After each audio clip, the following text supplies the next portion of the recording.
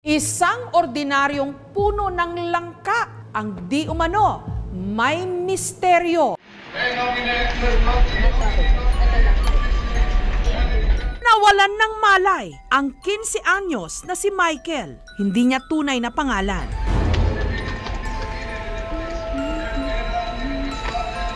Punong-puno ng tensyon ang mga nakapaligid sa kanya. Tulong-tulong nilang hinahawakan at dinadasala ng binata na di umano sinaniban.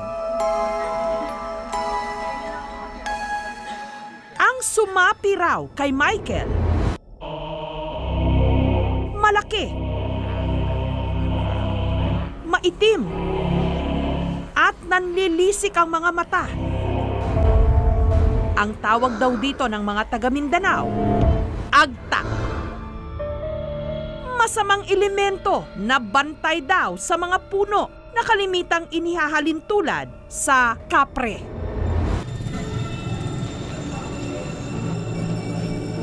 Ang agtang ito nanahan daw sa puno ng langka na 50 taon na ang tanda. Hulyo pa lang daw, sunod-sunod ng sinapian ang mga kaklase ni Michael.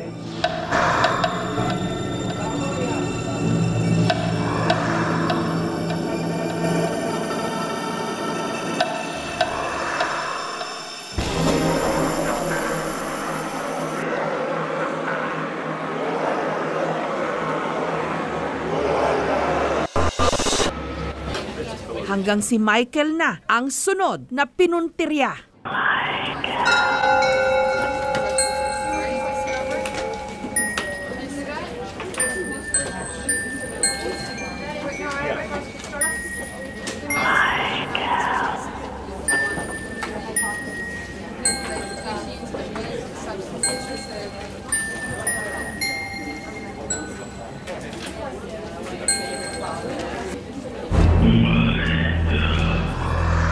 May nag-insenso po sa hallway ng paaralan namin.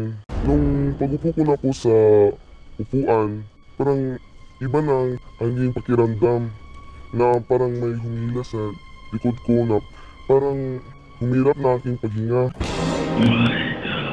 After po nun, may biglang tumawag sa akin ng pangalan ko. Pagkatapos marinig ang isang boses, bigla na lang daw may lumabas na maitim na usok sa kanyang harapan. Doon na siya biglang nawalan ng malay. Yung pagising ko po, takot lang po yung nasa isip ko at naalala ko po yung usok, yung tumatawag sa akin. Kaya agad isinugod si Michael sa kilalang nagde-deliverance o yung nagpapawala ng sapi. Ang Exorcism and Deliverance Ministry ng Ozamis City ng Simbahang Katoliko na pinamumunuan ni Brother Wendell.